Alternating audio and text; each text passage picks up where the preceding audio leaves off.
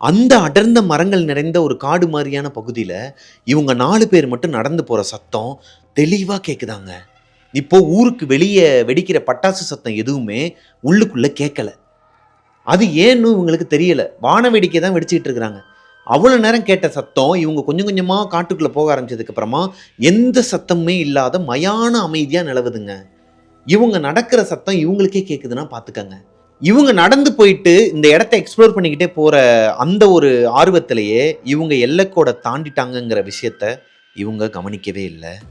அந்த காட்டுக்குள்ள, அதாவது அந்த ஊரோட எல்லைக்கோடு, இவங்க எல்லாம் மந்திரிச்சு வச்சிருக்கிறாங்க இல்லையா, சாமியெல்லாம் கும்பிட்டுட்டு பத்ரகாளியெல்லாம் கும்பிட்டு அங்கே பூஜை நடத்தி அந்த இடத்துக்கு நிறைய கட்டு போட்டு வச்சிருக்காங்க இல்லையா, அந்த இடத்த விக்ரமும் அவங்க ஃப்ரெண்ட்ஸும் தாண்டிட்டாங்க. தாண்டி ஒரு 2-3 நிமிஷத்துலேயே அவங்களுக்கு முன்னாடி ஒரு ஆட்டோட தலை துண்டா கிடக்குதுங்க. அதாவது ஃப்ரெஷ்ஷா வெட்டின ஒரு ஆட்டோட தலை. இந்த காட்டுக்குள்ள யாருமே வரக்கூடாதுன்னு சொல்லி நிபந்தனைகள் இருக்கு, கட்டுப்பாடு இருக்கு. இதை தாண்டி யாரு இந்நேரத்துல வந்து இங்க ஆட்டை பலி கொடுத்தா? விக்ரமுக்கு இப்போ ஒரு டவுட் வருதுங்க. ஒருவேளை இந்த ஊர் தலைவர் ஆள் வச்சு நம்மளை ஃபாலோ பண்றானா? ஒருவேளை அவங்க ஆட்கள் தான் இந்த மாதிரிலாம் நம்மளை பயமுறுத்துறதுக்காண்டி பண்றாங்களா? என்ன நடந்தாலும் பார்த்துக்கலாம், வாங்கடா முன்னாடி போகலான்னு சொல்லிட்டு இப்போ அவருக்கு ஒரு கான்ஃபிடென்ட் வருதுங்க. முன்னாடி நடந்து போகும்போது ஒரு கட்டத்துக்கு மேல அந்த மரங்கள் எல்லாத்தையும் தாண்டி காட்டுப்பகுதியை தாண்டி வெளியே வந்துடுறாங்க. ஒரு 500 மீட்டர் டிஸ்டன்ஸ்ல கருமேகங்கள் சூழ வானம் எல்லாம் அப்படியே ஒரு மாதிரி கருமேகமா இடி மின்னலோட காட்சி அளிக்குது. அதுக்கு கீழே பராமரிப்பே இல்லாத ஒரு பெரிய பங்களா, ஒரு மாளிகை. அண்ட் ஃபைனலி இது நாள் வரைக்கும் கதைகளாவும் மத்தவங்க சொல்லி பயந்து கேட்ட ஒரு விஷயத்த லைவா பாக்குறாங்க 4 பேருமே. அந்த மாளிகை ஒரு மாதிரி டல்லா, பராமரிப்பே இல்லாம எரிஞ்சு போய் அங்கங்க உடஞ்சு போய் ரொம்ப கொடூரமா காட்சி அளிக்குதுங்க. இதை பார்த்துட்டு 4 பேரும் அவங்கவுங்க முகத்தை பார்த்து சிரிக்கிறாங்க. ஏன்னா இவங்க வர வேண்டிய இடத்துக்கு வந்துட்டாங்க. இன்னும் கொஞ்ச நேரத்தில் அதுக்குள்ளேயும் போறாங்க. ஸோ அவங்களுக்கு அந்த சந்தோஷம். இப்போ மாளிகையை பார்த்த அந்த ஆர்வத்துல 4 பேர் ஓட ஆரம்பிக்கிறாங்க, சிரிச்சுக்கிட்டே கத்திக்கிட்டே. வேமா ஓடிட்டு இருக்கும்போது சுரபி ஏதோ ஒரு கல்லு, பெரிய கல்லு தடுக்கி கீழே விழுந்துடுறான். கீழே விழுந்ததுக்கு அப்புறமா சுரபி தான் லாஸ்டா ஓடி வந்துட்டு இருக்காங்கன்னு வச்சுக்கோங்களேன். லாஸ்டா வரவங்க கீழே விழுந்தோடனே இவங்க 3 பேர் பின்னாடி பார்த்துட்டு என்னமோ ஏதோ ஓடி வராங்க. ஓடி வந்து பார்க்கும்போது சுரபி கத்துறாங்க. என்னமோ ஏதோன்னு சொல்லி லைட் அடிச்சு பார்த்தா, டார்ச் அடிச்சு பார்த்தா ஒரு தலை, ஒரு ஹியூமனோட தலை பாதி சாப்பிட்டு, அதாவது இப்போ முகத்தில் பாதி சைடு ஃபுல்லாக சாப்பிட்டுட்டு அழுகி போய் பூசணம் பிடிச்சி ஒரு புழு வச்சு ரொம்ப பார்க்கறதுக்கு கொடூரமாக ஒரு தலை கிடக்குதுங்க. அதில் கால் தடுக்கி தான் கீழே விழுந்துருக்குறாங்க. அது எப்படி இருக்குன்னா ஃப்ரெஷ்ஷாக இருக்குது. அந்த பிளட்டு எல்லாமே ஃப்ரெஷ்ஷாக இருக்குது, காஞ்சி போயோ இல்லை. இப்போ ஃப்ரெஷ்ஷாக யாரோ ஒருத்தரை சாப்பிட்டு போட்ட மாதிரி இருக்குது. இப்படி தானே ஒரு ஆல்ரெடி ஒரு ஆட்டோட மண்டையை பார்த்துட்டு அந்த ஊர் தலைவர் தான் எதனா பிளான் பண்ணுவானோ, யாராச்சும் ஆட்களை வச்சு இந்த மாதிரிலாம் செட் பண்ணுறாருன்னு சொல்லிட்டு இவங்க சந்தேகப்பட்டது. ஆனால் இப்போ இந்த மாதிரி ஒரு ஹியூமன் தலையை பார்த்ததுக்கு அப்புறமா இவங்களுக்கு எப்படி இருக்கும்? அந்த ஹியூமன் தலை வேற யாரோடது இல்லைங்க. இந்த பாதி பார்த்தோன்னே விக்ரம் கண்டுபிடிச்சிட்டாரு. ஒருத்தர் வெளியே ஆரம்பத்திலே ஒருத்தர் வந்து பேசினார் இல்லையா, விறகு வெட்டிட்டு சைக்கிளில் வந்தார் இல்லையா, அந்த மனுஷனோட தலை தான் அப்படி கொடூரமா கிடக்குதுங்க. இதை பார்த்த உடனேயுமே சுரபி கத்திக்கிட்டு வாமிட் எடுக்கிறாங்க அந்த இடத்துலயே. விக்ரம் இதுக்கு மேல இங்க இருக்க வேணாம், வா போயிடலாம், இது ஹியூமனோட தலை தானே, இது எப்படி ஃபேக்கா வந்து செட் பண்ண முடியும், எனக்கு பயமா இருக்குன்னு சொல்லிட்டு அவங்களுக்கு ஹார்ட் பீட் ரைஸ் ஆகுது. விக்ரமே எதுவுமே பேசாம நிக்கிறாரு. பிகாஸ் விக்ரமுக்கு மட்டும்தான் அந்த ஆளோட முகம் தெரியும். வெளியே வந்து பேசினார் இல்லையா, அவரோட முகம் அவருக்கு மட்டும் தான் தெரியும். அவர் அப்போ ஆல்ரெடி இறந்து போன ஒருத்தர் தான் அங்க வந்து நின்று பேசிட்டு இருந்தாரா? இவங்க சொல்றதெல்லாம் உண்மைதானா? அப்ப இங்க ஏதோ ஒரு அமானுஷம் இருக்குதா? இப்ப கூட விக்ரமோட மனசுல என்ன தோணுதுன்னா, அந்த மாளிகைக்கு போய் அங்க என்ன நடந்துச்சு, அங்க என்ன இருக்குங்கிறத தெரிஞ்சுக்கணும். இந்த ஆராய்ச்சியில அவங்க சக்சஸ்ஃபுல்லா வந்த வேலையை பார்த்துட்டு போகணுங்கிறது மட்டும்தான் மைண்ட்ல ஓடுதுங்க. ஒரு வழியா சுரபியை கன்வின்ஸ் பண்றாரு. ஏன்னா விக்ரமோட அசிஸ்டன்ட் தான் மற்ற 3 பேருமே. என்னதான் ஃப்ரெண்ட் அதுன்னு ஜாலியா பேசினாலும் தொழில்னு வந்துட்டா அந்த வேலை விஷயத்துல வந்து ரொம்ப கட்டன் கரெக்டா இருக்கனால 4 பேருமே போறாங்க. இவங்க கரெக்டா அந்த மாளிகைக்கு முன்னாடி வாசல்ல போய் நிற்கும் போது மணி 12. ஸோ ஃபைனலி விக்ரமும் அவரோட டீமும் அந்த மாளிகைக்கு வெளியே போய் நிற்கிறாங்க மெயின் டோருக்கு முன்னாடி. ரொம்பவே பயங்கரமா இருக்கு. இவங்களுக்கு ஒரு மாதிரி நெகட்டிவா ஃபீல் ஆகுது. யாரோ ஒருத்தர் இவங்களை தாண்டி அந்த இடத்துல இருக்கிற ஃபீல் வருது அவங்களுக்கு. டோரை ஓபன் பண்ணலாம்னு சொல்லிட்டு கை வைக்கிறதுக்கு விக்ரம் கிட்டக்க அந்த கதவு கிட்ட வந்து கையை கொண்டு போகும்போது இந்த சத்தம் கேட்குதுங்க. என்னன்னா குமார் அவரோட கையில கட்டி இந்த வாட்ச்ல அலாரம் அடிக்குதுங்க. அப்பதான் இவங்க எல்லாருக்குமே தெரியுது மணி கரெக்டா 12. 12 இவங்க அந்த மாளிகை வாசல்ல போய் நிக்கிறாங்க. இப்போ விக்ரம் அந்த டோரை தள்ளுறதுக்கு முயற்சி பண்றாரு. அவங்க ஃப்ரெண்ட்ஸுமே தள்ளுறதுக்கு முயற்சி பண்றாங்க. ரொம்ப ஹார்டா இருக்குதுங்க, ரொம்பவே ஹார்டா இருக்குது. இப்போ தள்ள முடியாம டேய் வாடா சுத்தி போய் வேற எங்கேயாச்சும் வழி இருக்குதான்னு பார்ப்போம்னு சொல்லிட்டு 2 பேர் கிளம்புறாங்க. இவர் கோபத்துல என்ன பண்றாருன்னா அந்த கதவுல ஓங்கி ஒரு குத்து குத்துறாருங்க விக்ரம். இப்ப அந்த கதவுல ஓங்கி ஒரு குத்து குத்துனதுக்கு அப்புறமா அவங்க 2 பேர் நடந்து போயிட்டு இருக்காங்களே, அவங்களும் நிக்கிறாங்க. இவரும் ஒரு மாதிரி தகைச்சு போய் நிக்கிறாரு. அதுக்கு காரணம் இவர் டோர்ல ஓங்கி குத்துனதுக்கு அப்புறமா உள்ள இருந்து யாரோ ஒருத்தர் கொலுசு சத்தத்தோட நடந்து வந்துட்டு இருக்காங்க மெயின் டோரை நோக்கி. அந்த 12 மணிக்கு யாருமே இல்லாத ஒரு மாளிகையில யாரு கொலுசு போட்டு வெளியே டோரை வந்து லாக்கை ஓபன் பண்றதுக்கு வருவா? இவங்களுக்கு ஒண்ணுமே புரியல. பரவாயில்ல, வரது யாரா இருந்தாலும் பார்த்துக்கலாம்னு சொல்லிட்டு இவங்களுக்குன்னு ஒரு கேமரா இருக்குங்க, அதுல கோஸ்ட்டை பார்க்கலாம் அப்படிங்கிற மாதிரி ஒரு விஷயம் இருக்கு. ஸோ அந்த கேமராவை ஆன் பண்ணி ரெடியாக நிற்கிறாங்க வெளியே. அந்த போன 2 பேருமே இங்கே வந்துடுறாங்க. 4 பேர் வெளியே ரெடியாக நின்றுட்டு இருக்கும்போது கொலுசு சத்தம் அந்த டோரை நெருங்குது. நெருங்கினதுக்கு அப்புறமா அந்த டோர் ஓப்பன் பண்ணுற சத்தமும் கேட்குதுங்க. பழைய டோரு, துருப்பிடிச்ச டோருங்கிறனால, இரும்பு டோருங்கிறனால அந்த ஓப்பன் பண்ணுற சத்தமே ஒரு மாதிரி அமானுஷ்யமாக பயங்கரமாக கேட்குது.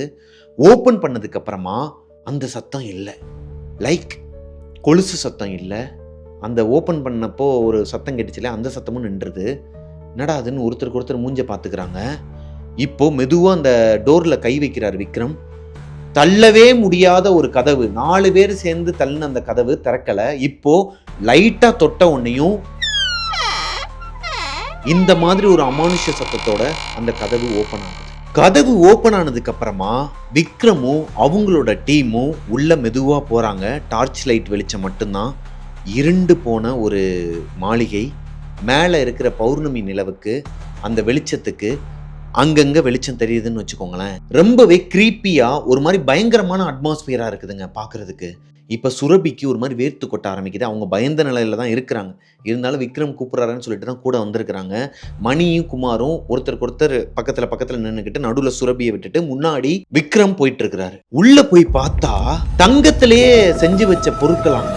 அந்த பண்டைய காலத்துல சொல்லுவாங்க இல்லையா, பண்டைய காலத்துல வாழ்ந்த மன்னர்கள்லாம் யூஸ் பண்ண அந்த மாதிரியான விஷயங்கள்லாம் ரொம்ப பாலடைஞ்சு போய் ஒரு மாதிரி நூலாம்படையா இருந்து அந்த மாளிகையே ஒரு மாதிரி ரொம்ப பயங்கரமா இருந்திருக்குதுங்க. அங்கங்க நூலாம்படை, ஃபுல்லாவே டஸ்ட்டு. அதை தொடச்சிட்டு பார்த்தா எல்லாமே கோல்டு, தங்கத்திலான பொருட்கள் வந்து நிறைய இருக்குது. நான் சொன்னேன்ல, இப்போ விக்ரம் சொல்றாரு, நான் சொன்னேன்ல இந்த இடத்துல வந்து ஏதோ விலை மதிக்க முடியாத பொருட்கள் இருக்கிறனால தான் இதை வந்து ஹாண்டட் பிளேஸ்ன்னு சொல்லிட்டு ஊரை ஏமாத்திட்டு அந்த ஊர் தலைவரே வந்து எல்லாத்தையும் அனுபவிக்கணுங்கிற காரணத்தினால இதை வந்து ஒரு மறைமுகமாக வச்சிருக்கிறான் அந்த இடத்த. நான் சொன்னேன்லன்னு சொல்லிட்டு இருக்கும்போதே லைட்டாக திருப்பி இருக்கிறாங்க. திருப்பும் போது இரத்தக்கரையோட, அதாவது ஒரு 5 வருஷத்துக்கு முன்னாடி இரத்தக்கரை இருந்துச்சுன்னா அது பிளாக்காக இருக்கும் பார்த்துருக்கீங்களா? ஆனால் இவங்களுக்கு தெரியும், இதுலேயே ஊர்னவங்கிறனால ரத்தக்கரையை பார்த்தோன்னே ஐடென்டிஃபை பண்ணிடுவாங்க. அந்த மாதிரி ஒரு ரத்தக்கரையாக இருக்குதுங்க தரை முழுக்க. அதாவது தரையில் ஆரம்பித்து செவர் முழுக்க ரத்தக்கரையாக இருக்குது. இந்த ரத்தக்கரையை ஃபாலோ பண்ணி போகிறாங்க. ஃபாலோ பண்ணி போய் பார்த்தா அந்த சுவரில் ஒரு பெரிய ஓவியம் இருக்குதுங்க. அந்த ஓவியத்துக்கு கீழே எழுத்துக்கள் பொறிக்கப்பட்டிருக்குது தமிழில். அங்கே என்ன எழுதியிருக்குங்கிறத வாசிக்கிறதுக்கு முன்னாடி மேலே அந்த ஃபோட்டோவை பார்க்குறாங்க, ஒரு பொண்ணோட ஃபோட்டோ. இப்போ விக்ரம் அந்த கீழே இருக்கிற எழுத்துக்களை படிக்க ஆரம்பிக்கிறாருங்க.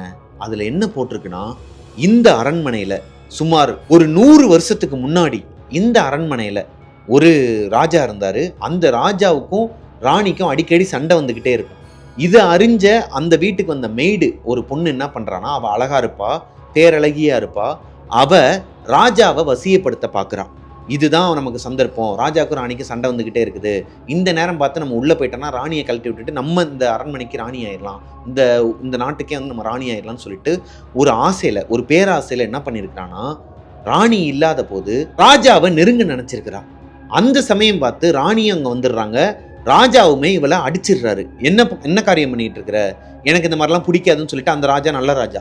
ஸோ அவர் என்ன பண்றாருன்னா, எனக்கு இதெல்லாம் பிடிக்காதுன்னு சொல்லி அரைஞ்சதுக்கு அப்புறமா ராணி சும்மா இல்லாம இந்த பொண்ணை துடிக்க அரண்மனைக்கு நடுவுல, இனிமேல் என் கணவரை யாராச்சும் இந்த மாதிரி பார்த்தீங்க அப்படின்னா உங்களுக்கு இதே கதி தாண்டின்னு சொல்லிட்டு வேணும்னே அந்த பொண்ணை வந்து மண்ணெண்ணையை ஊற்றி எரிச்சிருக்கிறாங்க நடு வீட்டில், அதாவது நடு மாளிகையில்.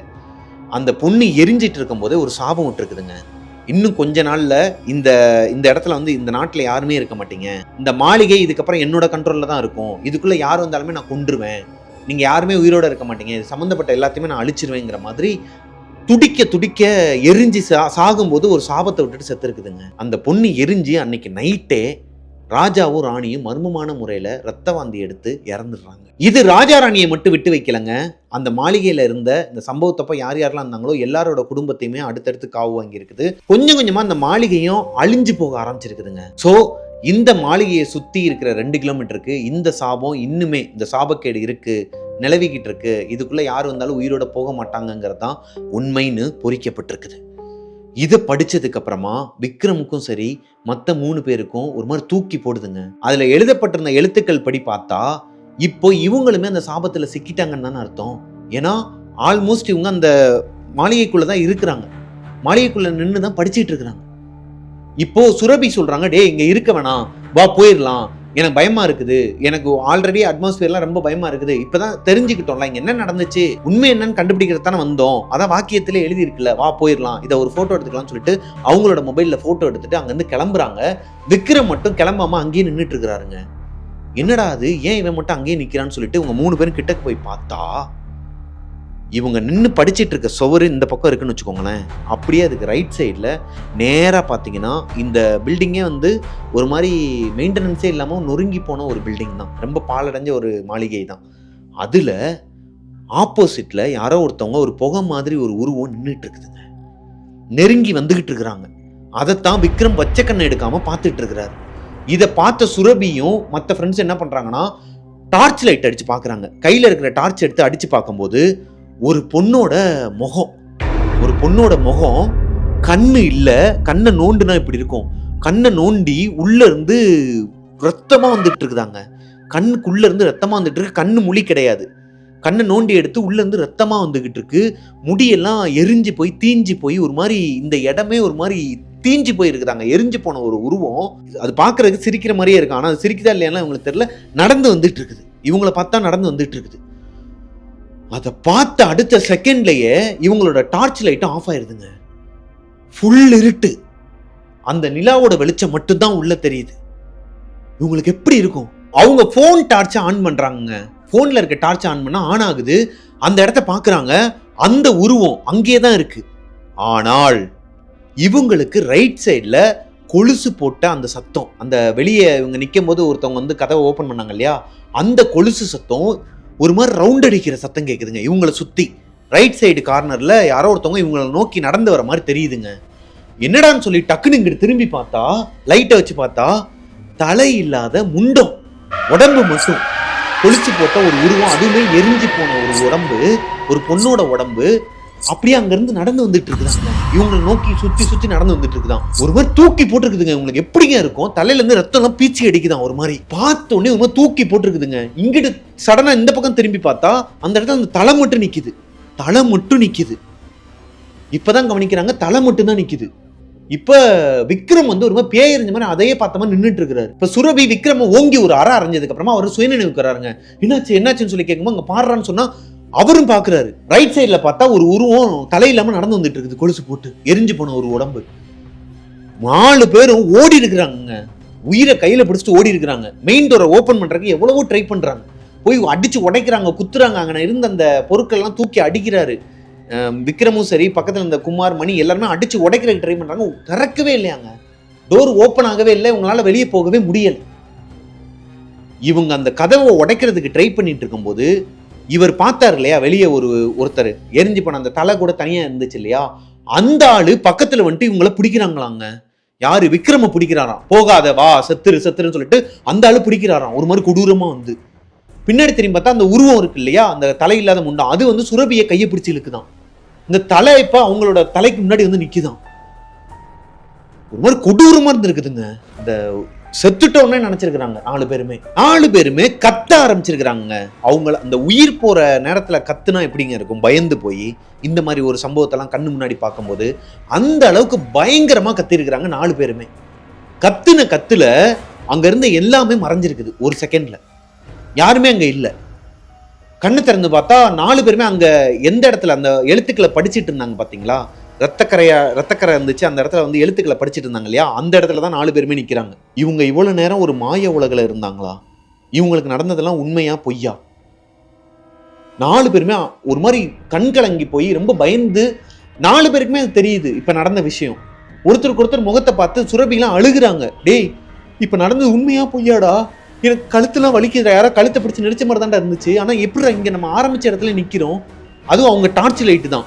4 பேருமே கையில டார்ச் வச்சிருந்தா அதே பொசிஷன்ல நிக்கிறாங்க. ஒருவேளை இதெல்லாம் இப்ப நடக்க போகுதா அடுத்து? இல்ல நம்ம ஒரு மாய உலகில இருக்கிறோமா? இல்ல நம்ம அந்த சாபத்துல சிக்கிக்கிட்டோமா? இப்படி நிறைய கொஸ்டின் வருதுங்க அவங்க 4 பேருக்குமே. அப்போதான் சுரபி அவங்க கழுத்துல கையை வச்சு பாக்குறாங்க. கையை வச்சு பார்த்தா பிளட். இந்த கையை வச்சு நெரிச்சிச்சு இல்லையா அந்த உருவம், ரத்தம் தலை இல்லாத அந்த உருவம் இருக்கு இல்லையா, கொலுசு போட்டது, அது வந்து அவங்க கழுத்து நெரிச்சது இல்லையா, அங்க ரத்தம். இவங்க உடம்புல இருந்து வந்த ரத்தம் இல்ல, யாரோ ஒருத்தரோட ரத்தம் இங்க இருக்குது. அப்போ இதை அவங்க எப்படி எடுத்துப்பாங்க? அப்போ உண்மையாவே நடந்திருக்குன்னு தானே அர்த்தம். இப்போ அந்த எழுத்துக்கள் பொறிக்கப்பட்டிருக்க இடத்துல இருந்து அப்படியே லெஃப்ட் சைட்ல டார்ச்சை திருப்பி பார்க்குறாரு விக்ரம். அங்க ஒரு காளியம்மனோட சிலை இருக்குது. இந்த காளியம்மனோட சிலை பார்க்கறதுக்கே ஒரு மாதிரி ரொம்ப ஒரு மாதிரி பாசிட்டிவ் எனர்ஜியை கொடுக்குற மாதிரி இருக்குதுங்க. அந்த இடம் மட்டும் ஒரு மாதிரி உங்களுக்கு பாசிட்டிவா தெரியுது. விக்ரம் என்ன பண்றாருன்னா வேகமா ஓடுறாரு, அந்த காளியம்மன் சிலையை நோக்கி ஓடுறாரு.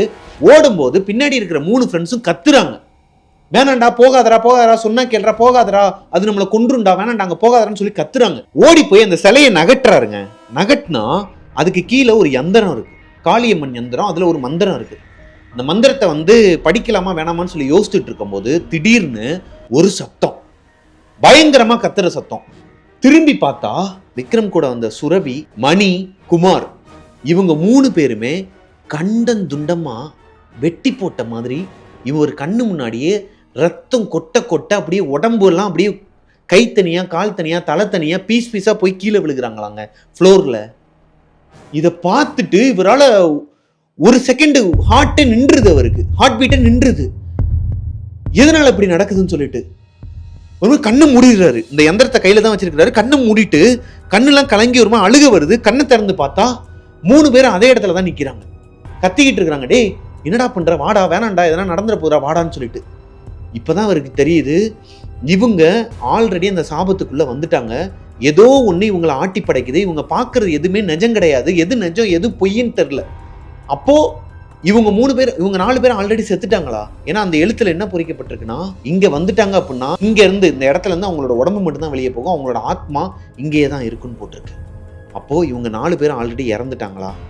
இவங்களோட ஆத்மா தான் இங்க சுத்திக்கிட்டு இருக்குதா? ஓகே, எது எப்படியோ இந்த மந்திரத்தை நான் படிச்சே தெரியும்னு சொல்லிட்டு அதுல இருந்த மந்திரத்தை விக்ரம் படிக்க ஆரம்பிக்கிறாரு.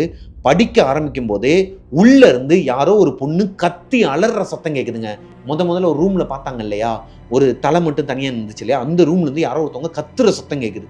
இருந்தாலும் இவரு அந்த படிக்கிறத விடலைங்க, அந்த மந்திரத்தை படிக்கிறத நிப்பாட்டவே இல்லை, படிச்சுக்கிட்டே இருக்கிறாரு. படிச்சு முடிச்சது அடுத்த செகண்ட்லயே இந்த மாளிகை படத்துல பாக்குற மாதிரி ஒரு மாதிரி நொறுங்க ஆரம்பிக்குதுங்க, மண்ணுக்குள்ள போக ஆரம்பிக்குது லிட்ரலி. இதுல என்ன ஒரு தப்பான விஷயம்னா இவங்களாலேயும் வெளியே போக முடியல, மெயின் டோர் க்ளோஸ்ல தான் இருக்குது. இந்த மம்மி படத்துல எல்லாம் பாக்குற மாதிரி இந்த மண்ணுக்குள்ள போகும் இல்லையா, அந்த மாதிரி இந்த மாளிகை கொஞ்சம் கொஞ்சமா முங்கிட்டு இருக்குது இவங்களுக்கு தெரியுது. இவங்க ஃப்ரெண்ட்ஸ் 3 பேர் ஓடுறாங்க, இவரும் ஓடுறாரு. வெளியே போய் அந்த கதவை உடைக்கிறதுக்கு ட்ரை பண்றாங்க, இவங்களால வெளியே போக முடியல. ஒரு கட்டத்துக்கு மேல எப்படினாலும் அந்த இடம் முங்கிருச்சு அப்படின்னா மேல வழியா எஸ்கேப் ஆயிடலாம் இல்லையா, அதுக்கும் வாய்ப்பு இல்லாத மாதிரி இவங்க தலை மேல ஒரு பெரிய கூடார மாதிரி வந்து விழுகுதுங்க. அதை தூக்கி தூக்கி பாக்குறாங்க. 3 ஆம்பளை பசங்க இருக்கிறாங்க, தூக்கவே முடியலங்க. 4 பேர் சேர்ந்து தூக்கி தூக்கி பாக்குறாங்க, தூக்கவே முடியல. அவ்வளவுதான்டா, செத்துட்டோம், நம்ம இதுக்கு மேல நம்ம உயிரோட இருக்க மாட்டோம்னே முடிவு பண்ணிடுறாங்க. கொஞ்சம் கொஞ்சமா அந்த மண்ணுக்குள்ள இவங்களும் போக ஆரம்பிக்கிறாங்க. 4 பேருமே அந்த மண்ணுக்குள்ள போக ஆரம்பிக்கிறாங்க. ஒரு கட்டத்துக்கு மேல ஒரு ஃபிராக்ஷன் ஆஃப் த செகண்ட்ல அந்த மாளிகையே இருக்கிற இடம் தெரியாம மண்ணுக்குள்ள போயிருதுங்க. இவங்க 4 பேருமே அந்த மாளிகைக்குள்ள தான் இருந்தாங்க. இவங்க 4 பேருக்கு என்ன ஆயிருக்கும்? இந்த ஸ்டோரி இதோட முடியல, இன்னுமே இருக்கு. இது ஒரு சீரீஸாவே போக போகுது. இந்த ஸ்டோரி உங்களுக்கு பிடிச்சிருந்துச்சு அப்படின்னா லைக் பண்ணிருங்க. நெக்ஸ்ட் இதுக்கப்புறம் என்ன நடந்திருக்கும்னு நீங்க எதனா கெஸ் பண்றீங்க அப்படின்னா, இது சாதாரண சின்ன சீரீஸ் கிடையாது, இது ஒரு பெரிய சீரீஸ் மாதிரி போக போகுது. ஸோ இதில் அடுத்தடுத்து என்னென்ன ட்விஸ்ட் அண்ட் டர்ன்ஸ்லாம் இருக்குது, எந்த மாதிரி எல்லாம் அமானுஷங்கள் நடந்திருக்குதுங்கிறத வெயிட் பண்ணி பாருங்க. கமெண்ட்ல உங்களோட எக்ஸ்பீரியன்ஸை பதிவு பண்ணுங்க. மிஸ்டர் பிரபாகரன் யூடியூப் சேனலை சப்ஸ்கிரைப் பண்ணிருங்க, பக்கத்தில் இருக்க பெல் ஐக்கானை தட்டி விட்டுருங்க. இந்த ஸ்டோரியோட கண்டினியூட்டி எப்போ வருங்கிறத கம்யூனிட்டி போஸ்ட்ல நான் உங்களுக்கு அப்டேட் பண்றேன். பாய்.